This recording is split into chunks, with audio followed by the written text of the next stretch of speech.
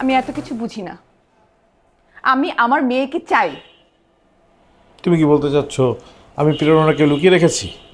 আরে আমি কি এমনটা বলেছি? সারাটা জীবন তুমি আমার কথাগুলোর ভুল ব্যাখ্যা করে গেলে। সরি।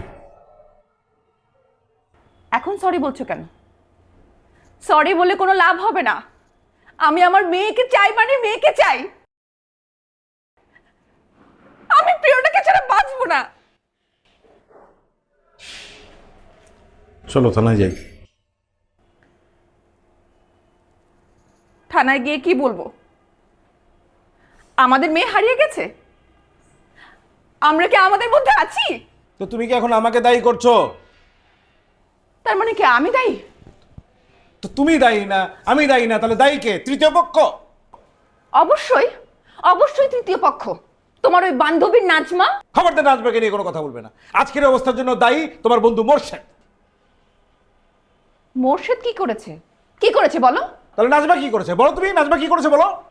নাজমা ওই ডাইনি আমার সংসার ধ্বংস করে দিয়েছে। হ্যাঁ, সংসারটা ধ্বংস করে দিয়েছে। আর তোমার বন্ধু মোর্শেদ, তার সাথে তুমি কক্সবাজারে বেড়াতে যাওনি? হ্যাঁ গিয়েছিলাম, সেখানে তো মোর্শেদ দেখা ছিল না, আর অনেকেই ছিল। ও, আর অনেকেই ছিল। তো তোমার আর মোর্শেদের ইন্টিমেট ছবি দেখা যায়নি? হ্যাঁ, একটা ছবি কিন্তু অনেক কথা বলে। নাজমার তোমার যে অনেকগুলো অন্তরঙ্গ ছবি পাওয়া গেছে, সেগুলো আমি দেখেছি, সেগুলো বলো না কেন? অসম্ভব। আমার আর নাজমার কোনো ছবি দেখে তুমি বলতেই পারবে না ছবিতে কোনো পাপ আছে।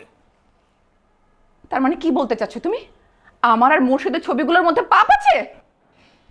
দেখো ফামিদা, আমি এই সময়ে এসব বিষয় নিয়ে কোনো কথা আর বলতে চাই না। আমি এখন থানায় যাব, তুমি যদি চাও তুমি আমার সাথে যেতে পারো।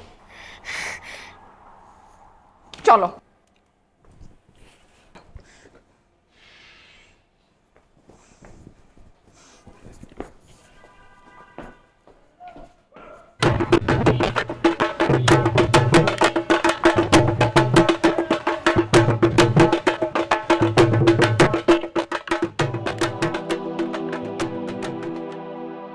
আচ্ছা, প্রেরণা কি পাওয়া গেল? না, আমরা থানায় যাচ্ছি। আমিও তোমাদের সাথে যাই। কি ব্যাপার, খবর পাওয়া গেল?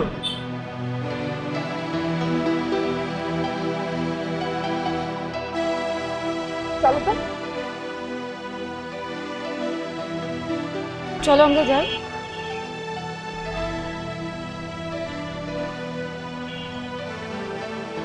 চলো।